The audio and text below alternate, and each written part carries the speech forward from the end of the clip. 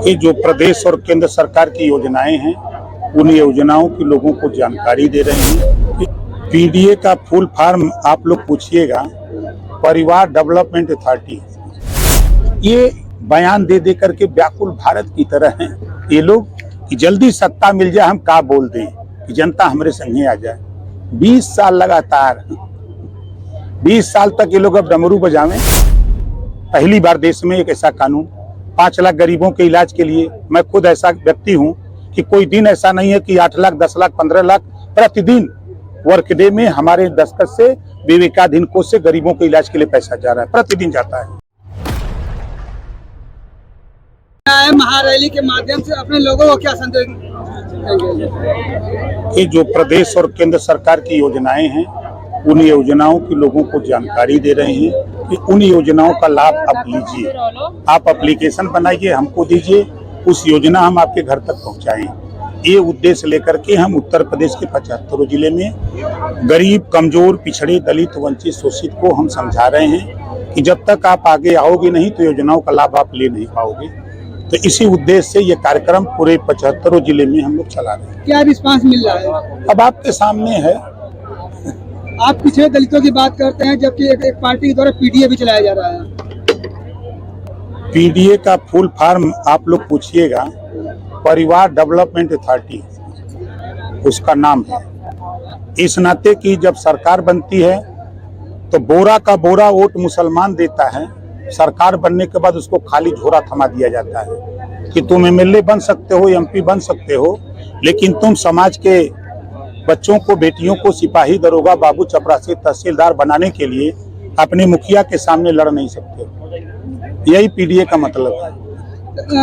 राजभर जी, इस पूरे प्रदेश में कानून व्यवस्था की बात की जा रही है, लेकिन अमेठी में जो पिछले कल हुआ है, एक ही परिवार के 4 दलितों की हत्या की गई है। क्या लगता है कानून व्यवस्था कितने बेहतर तरीके से काम कर रहा है?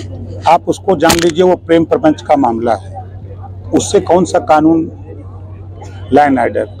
और सबसे मजे की बात कि आप देख रहे हैं जो भी घटनाएं सामने आ रही हैं, चाहे फैजाबाद रेप का मामला हो, चाहे मऊ रेप का मामला हो, चाहे कन्नौज रेप का मामला हो, चाहे कुशीनगर नकली नोट बरामद का मामला हो, हर जगह तो समाजवादी पार्टियां के लोग आ रहे हैं। ऐसा क्यों है?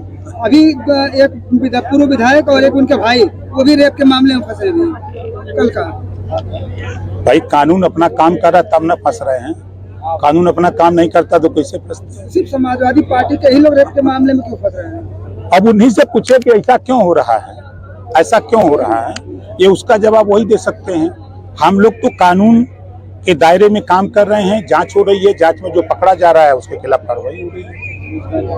ऐसे में बात किया जाए विदेश नीति की, तो लेबनान और इजराइल में लड़ाई चल रही है। लेबनान के नसरुल्लाह की जो मौत हो गई है, बावजूद इसके जो यूपी में बहुत सारे जो मुसलमान हैं उनके समर्थन में रैलियां तक निकाल रहे हैं। देखिए, कोई भी कानून को अपने हाथ में लेगा, आतंकवादी गतिविधि में लिप्त होगा, उसके साथ वही सलूक होगा। जो कानून कहता है, कानून के दायरे में कार्रवाई होगी। मंत्री जी, चुनाव होने जा रहा है ये उत्तर प्रदेश में, इसमें आपकी पार्टी कहाँ तक काम करेगी? हमारी पार्टी चुनाव नहीं लड़ेगी, 10 सीट पर हम लोग काम कर रहे हैं। हम चाहे वो मिर्जापुर की बात हो, चाहे अयोध्या की बात हो, चाहे अम्बेडकर नगर हो, चाहे अलीगढ़ हो, चाहे आपके संभल हो, चाहे गाजियाबाद हो, 10 सीट पर हम कार्यक्रम अपनी पार्टी का खुद संगठन धरातल पे हम लोग बना रहे हैं। जो भी उम्मीदवार एनडीए गठबंधन से आएगा वो तक उसको जिताने का काम होगा। एक चर्चा चल रही है कि आरक्षण में जो वर्गीकरण की बात की जा रही है, आने वाले समय में फिर से जो है कुर्सी को मुद्दा बनाया जाएगा और आरक्षण में वर्गीकरण कर दिया जाएगा। 22 साल से हम कह रहे हैं ना ये बात। देखिए, रोहिणी आयोग का गठन हुआ दिल्ली में, माननीय प्रधानमंत्री जी के नेतृत्व में। रिपोर्ट तैयार हो गई, उसकी समीक्षा भी हो गई, अब उसको लागू करने की तैयारी हो रही है। पिछली बार आपने देखा प्रदेश में सामाजिक न्याय समिति 27% आरक्षण को बांट करके 7, 9, 11 7% पिछड़ा, 9% अति पिछड़ा, 11% सर्वाधिक पिछड़ा। उस काम को भी हमने राघवेंद्र सिंह जी के नेतृत्व में रिपोर्ट तैयार भी करा दी, तो उसको लागू करने की तरफ अब हम लोग बढ़ रहे हैं। नेताजी, इन दिनों जो सनातन धर्म और हिंदू धर्म को लेकर लगातार जो राजनीति चल रही है और कहीं न कहीं सनातन और हिंदू धर्म को नीचे दिखाने की बात कही जा रही है, अपने सांसद जी का भी कुछ इसी तरह का मामला था।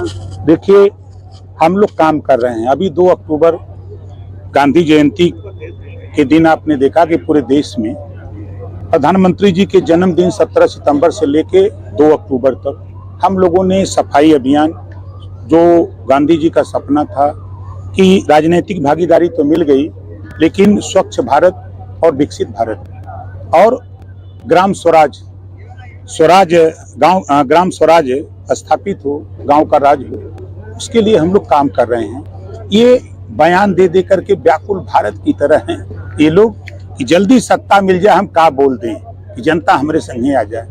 20 साल लगातार, 20 साल तक ये लोग अब डमरू बजावें। नेताजी, बिहार और गुजरात में शराबबंदी है। आप भी अपने मंचों से कई बार जो है शराबबंदी की बात कर चुके हैं। आपके अरविंद राजभर जी ने आज इस बात को उठाया है, तो क्या लगता है कि ओम प्रकाश राजभर शराबबंदी की बात को जो है मंत्रिमंडल में या केंद्र सरकार तक उठाएंगे? ये हम कानून बनवाने की तैयारी में हैं। 33% आरक्षण महिलाओं को दिया जा रहा है, इसी उद्देश्य से दिया जा रहा है कि चलो सदन में 403 में 1/3, 543 में 1/3 महिलाएं जीत के जाएंगी तो अपनी लड़ाई खुद लड़ेंगी। हम अगर नहीं लड़ने में कमजोर हैं तो इनको वहां पहुंचा करके, मोदी जी की सोच है कि ये खुद सदन में आवे, ये अपनी लड़ाई जो जिस चीजों को लेकर पीड़ित हैं उसका कानून यहाँ बना करके वो खुद आगे आकर के कानून बना। यानी कि शराबबंदी के पक्ष में है आप भी? हम तो हमेशा 22 साल से लड़ते आए हैं। कुछ लोग गांजे पर भी का लाइसेंस की बात कर रहे हैं। अब देखिए, उनका विषय है। हम स्वच्छता की बात करते हैं, स्वच्छ भारत की बात करते हैं, हम विकसित भारत की तरफ जाना चाहते हैं। अभी आपने देखा जीरो पॉवर्टी स्कीम, पहली बार देश में एक ऐसा कानून 5 लाख गरीबों के इलाज के लिए। मैं खुद ऐसा व्यक्ति हूं कि कोई दिन ऐसा नहीं है कि 8 लाख, 10 लाख, 15 लाख प्रतिदिन वर्क डे में हमारे दस्तखत से विवेकाधीन कोष से गरीबों के इलाज के लिए पैसा जा रहा है, प्रतिदिन जाता है।